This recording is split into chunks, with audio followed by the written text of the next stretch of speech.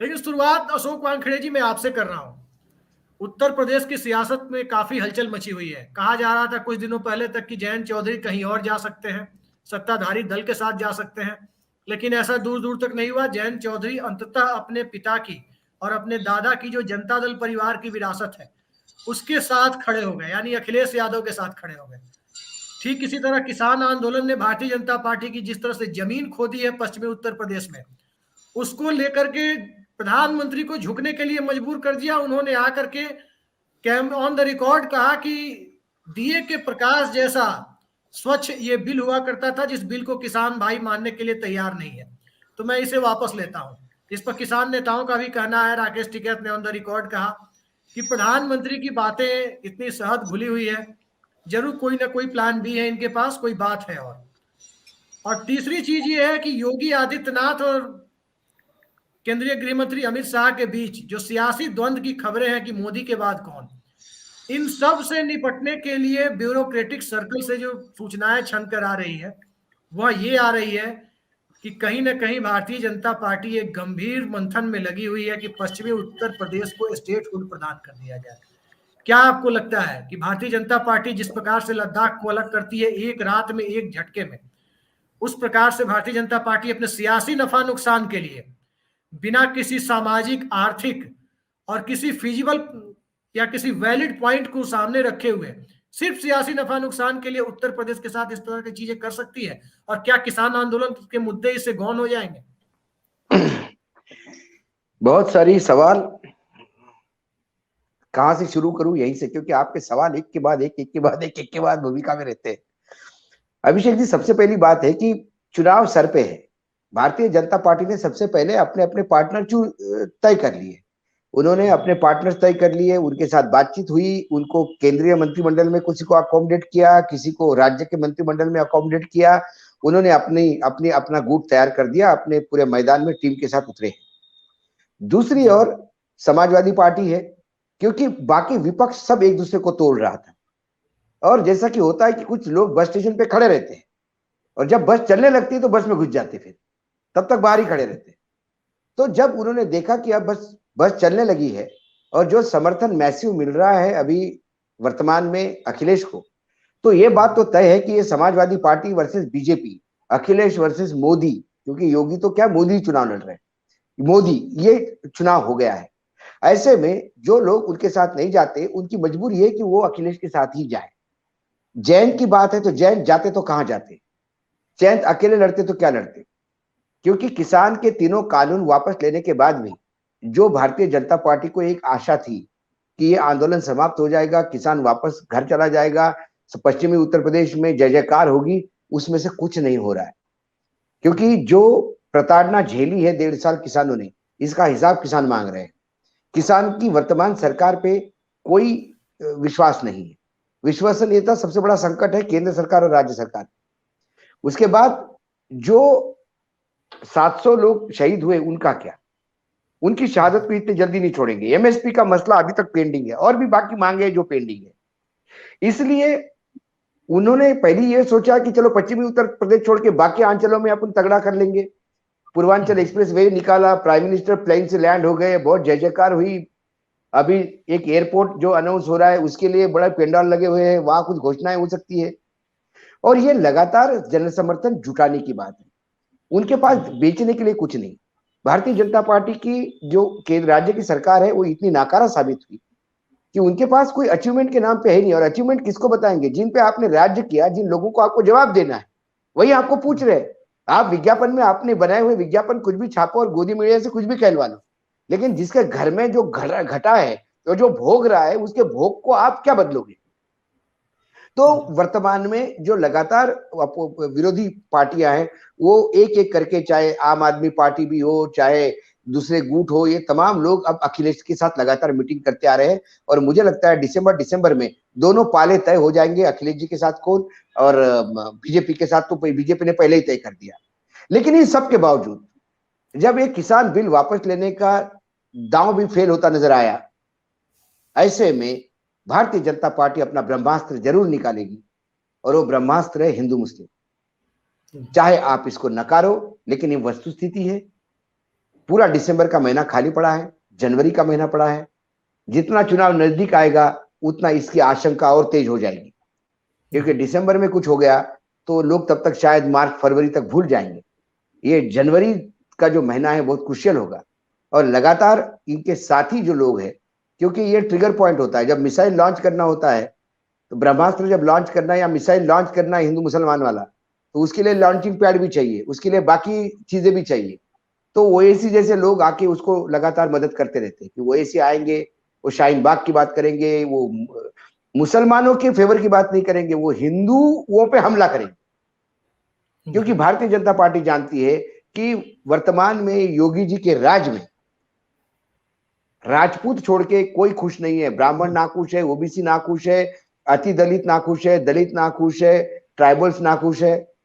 तो जब जब हिंदुओं पे हमला होगा, ये तमाम जाति है जो हिंदुत्व के नाम के एक अम्ब्रेले में आती है, और फिर जब हिंदू धर्म खतरे में होता है तो वो भूल जाता है ब्राह्मण की उसको कितनी प्रताड़ना हुई, दलित भूल जाता है अपनी लड़कियों के बलात्कारों को, बाकी चीजें सब भूल जाते हैं लोग। फिर गंगा में तैरती हुई लाशें नहीं दिखती, फिर धर्म दिखता है। और यही करने के लिए लगातार प्रयासरत है, छोटी छोटी बातों को ढूंढ रहे हैं कि कहाँ कैश की जाती है।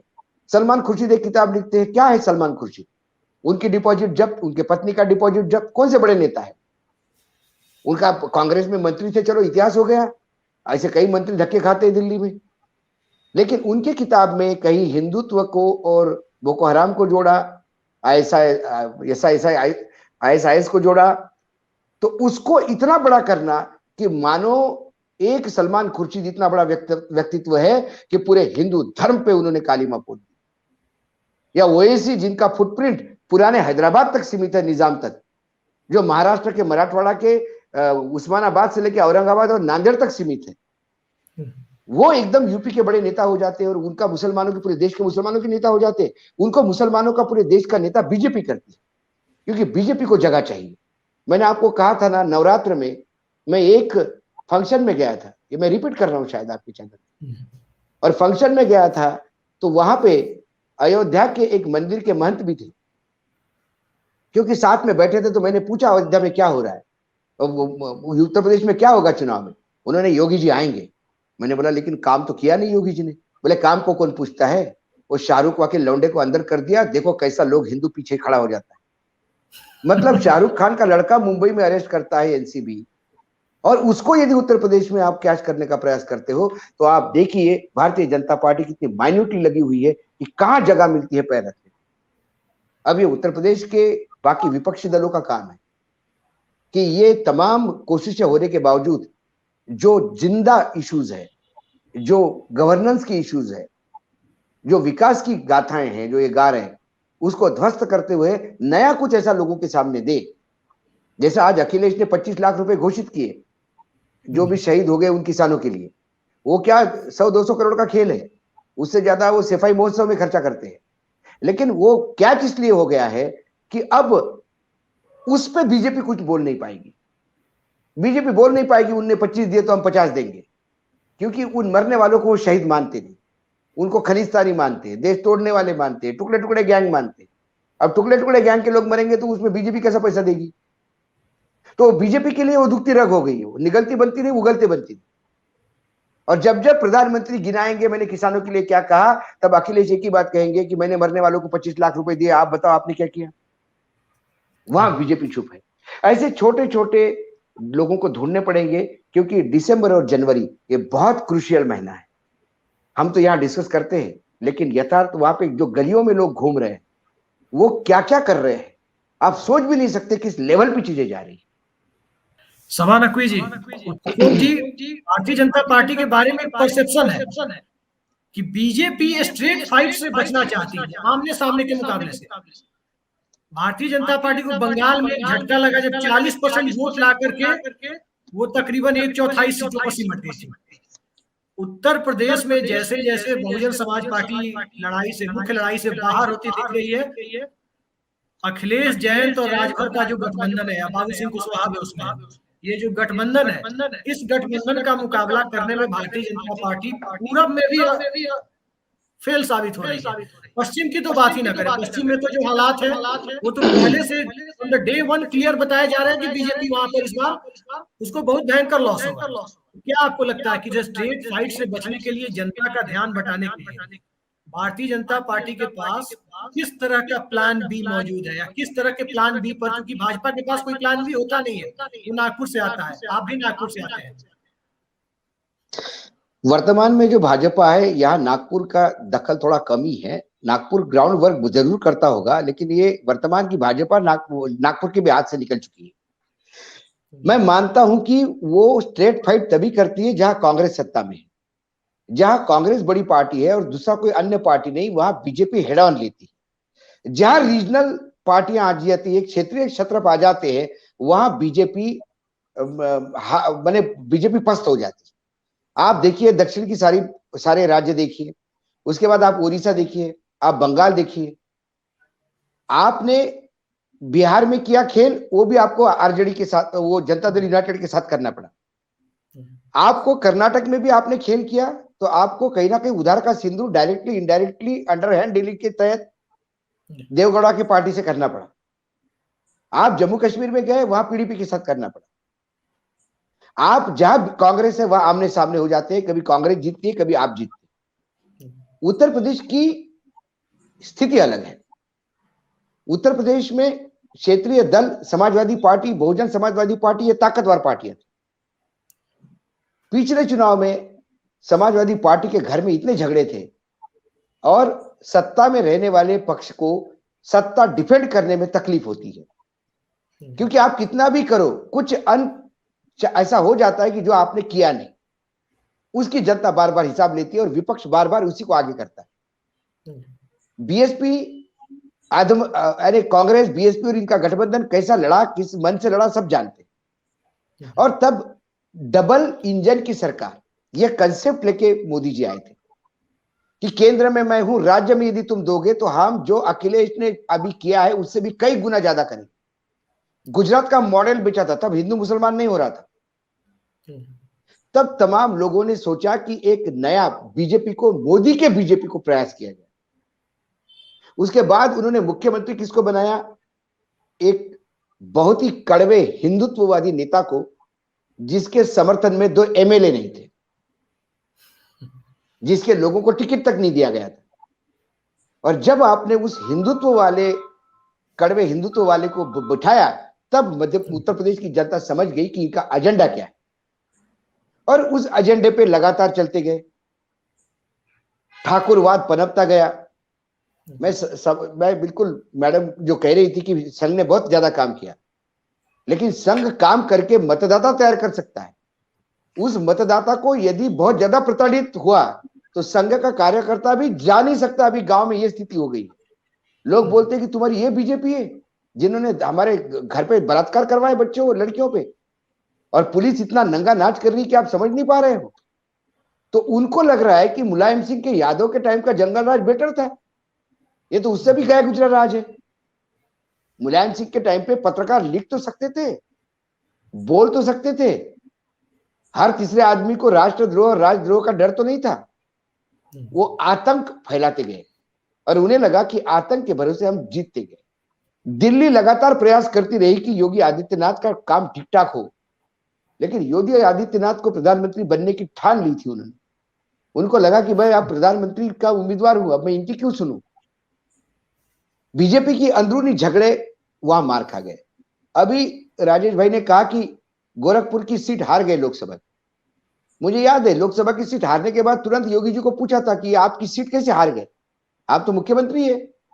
तो उनने एक ही जवाब दिया था, जिनने टिकट दिया उसको पूछो, क्योंकि टिकट ऐसे आदमी को दिया गया था जो योगी की काट हो यहाँ पे, और योगी ने अपने क्षेत्र में अपने काट। तो जब बीजेपी लगातार सत्ता में रहेगी तो अंदरूनी सत्ता संघर्ष चलेगा।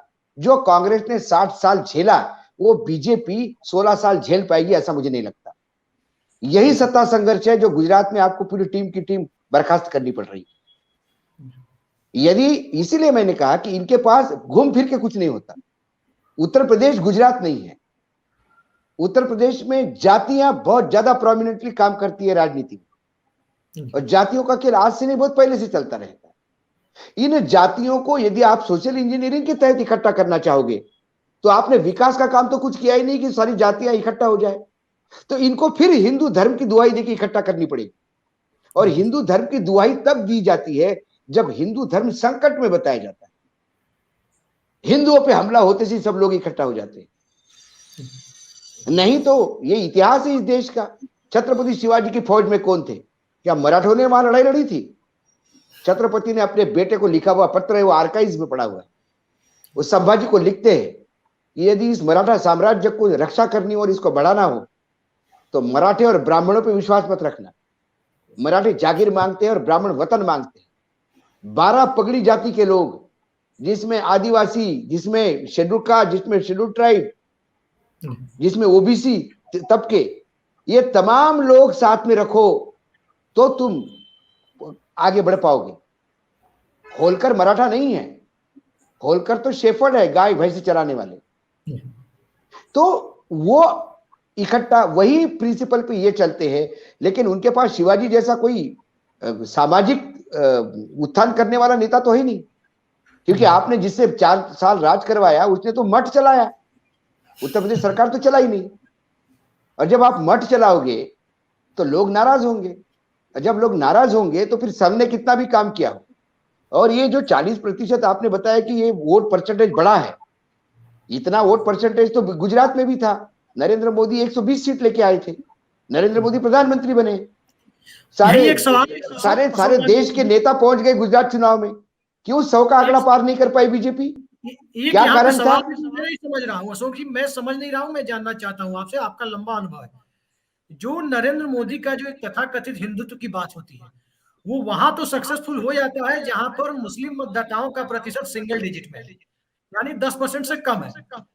लेकिन जहां ये परसेंटेज 15% से ऊपर होता है, जैसे यूपी, बिहार, बंगाल जैसे राज्यों में, वहां बीजेपी को नाकू चने चबाने पड़ते हैं, मल्टी कॉर्नर फाइट का इंतजार करना पड़ता है अपनी सक्सेस के लिए।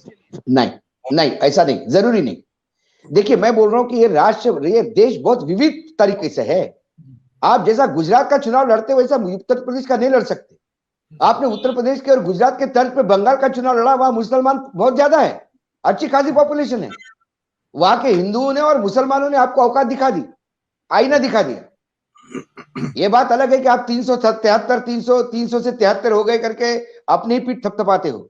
आप तो 124 का आंकड़ा लेके चल रहे थे लोकसभा के चुनाव के अनुपात में।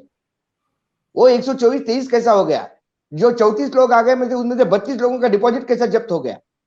ये तमाम बातें हैं जो हिंदू बिल्कुल मुसलमान की नेता करके, जिसने आपने कहा कि पश्चिम बंगाल बांग्लादेश में चला जाएगा, उस दीदी के पीछे हिंदू कैसा खड़ा हो गया?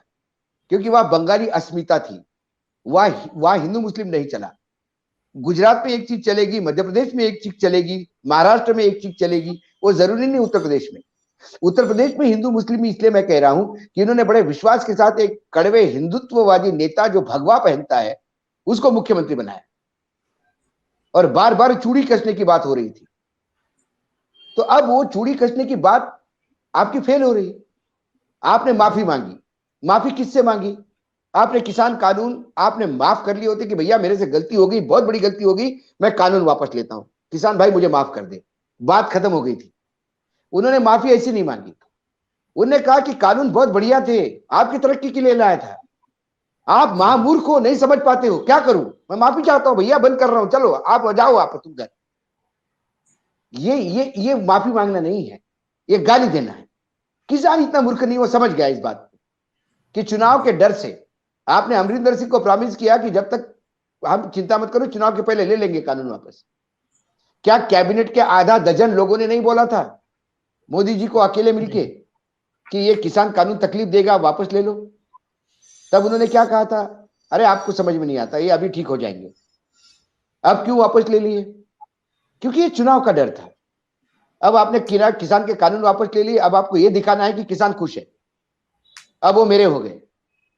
तो जयंत चौधरी ने खेल कर दिया। मतलब आप गठबंधन करोगे तो गठबंधन, दूसरे गठबंधन नहीं कर सकते क्या? अखिलेश भी मैच्योर्ड हो गया है, अखिलेश भी सबसे बात करता है, प्रियंका भी मैच्योर्ड हो गई है, वो भी जाके 2 बार बीएसपी से मिलाई। अंदर क्या बात हुई किसी को पता नहीं, मार्केट में सबके पेट में दर्द हो गया। और इस बार विधानसभा और लोकसभा के चुनाव दिल्ली के तर्ज पे होंगे। दिल्ली में पूरी दिल्ली केजरीवाल के पीछे खड़ी हो जाती है और लोकसभा में डिपॉजिट जब्त हो जाता है केजरीवाल के लोगों को। तो हो सकता है 2024 में प्रियंका गांधी और कांग्रेस को भारी बहुमत मिले, लेकिन वर्तमान में तो उनको पता है कि एक को जिताना पड़ेगा इससे निजात पाने के लिए जी। इसलिए सब इकट्ठा हो रहे हैं, जात पात धर्म सब लोग इकट्ठा हो रहे हैं, क्योंकि जो निजी हानि हुई है खासकर कोविड-2 में जो घर में मृत्यु हुई है और 20-25 लाख से ज्यादा लोग उत्तर प्रदेश में मरे हैं, यह आंकड़ा जो तैरती हुई लाशें गिनाओ तो पता पड़ जाएगा आपको। जलने के लिए लकड़ी तक नहीं मिली, सम्मान तक नहीं दे पाए लाशों को। अभी भी किसान का गन्ना का वापस है, वो गन्ने का पेमेंट अभी बचा हुआ है। किसान की निधि 6,000 रुपए देके आप गन्ने का 60,000 रुपए नहीं रोक सकते ना। लोगों को समझ रहा है ये बात, लोग आक्रोशित है इस बात के लिए। और बाकी जगह लॉ एंड ऑर्डर बहुत बड़ा प्रॉब्लम है। गोरखपुर में मुख्यमंत्री के घर में, घर गृह क्षेत्र में एक अच्छे शहरी को होटल में घुस के उसकी हत्या होती है और उसकी पत्नी कंप्लेंट करने जाती है तो डीएम और एसपी उसको कहता है कि कुछ मत करो, कुछ नहीं होगा तुम्हारा, तकलीफ ही होगी तुम्हें। ये वीडियो वायरल होता है, उसके बाद भी वो लोग बने हैं वहां पे। तो जो ठाकुरवाद चला थानों पे और जो थानों का आतंक चला, दलितों के साथ जो उत्पीड़न हुआ, वो लोग भूलने वाले नहीं है। इसलिए मायावती के साथ लोग बोलते कि आप हमारी नेता हो, लेकिन यदि बीजेपी को बाहर रखना है तो आपको वोट नहीं किसी और को देना पड़ेगा। जी, इसलिए जनता तोड़ रही है, मोमेंटम किसका बनता है। और वर्तमान में मोमेंटम बनता हुआ दिखाई देता है अखिलेश का। पूर्वांचल की बात पे के बाद ही मुझे लगा कि पूर्वांचल की उमड़ती हुई भीड़ ये अखिलेश को भी समझ में नहीं आई, क्योंकि पूर्वांचल में वो उनके समर्थक नहीं थे, वो सरकार के खिलाफ नाराज लोग थे जो अखिलेश को अपने भविष्य के रूप में देख रहे हैं। इसलिए ये पर्दा भारी है। और ऐसे सिचुएशन में अब बीजेपी के पास बचता क्या है? सारे तो आपने हथकंडे अपना लिए, माफी भी मांग ली, किसानों से भी कर लिया, सब कुछ कर लिया। अब एयरपोर्ट भी अनाउंस कर दिया, एक्सप्रेस वे पे प्लेन भी उतार लिया। इसके बाद भी, वो प्लेन उतरने के बाद भी उस एरिया में यदि अखिलेश के पीछे लोग खड़े होते हैं तो फिर आपको ये बात समझनी होगी, वो जहरीला तीर, जो जहरीला तीर है, जो अंतिम शस्त्र के रूप में आपको उतरना पड़ेगा, और वो है हिंदू मुसलमान।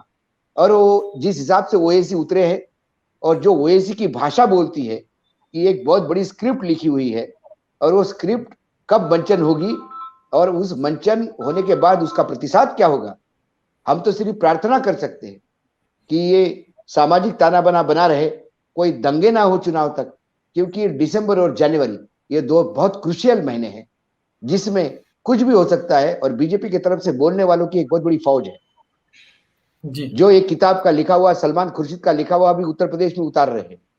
तो आप समझ सकते हो कि किस बारीकी से, किस छोटी छोटी जगह ढूंढ रहे हैं ये लोग ये करने के लिए, क्योंकि हताशा पूर्ण रूप से इनके ऊपर छाई हुई।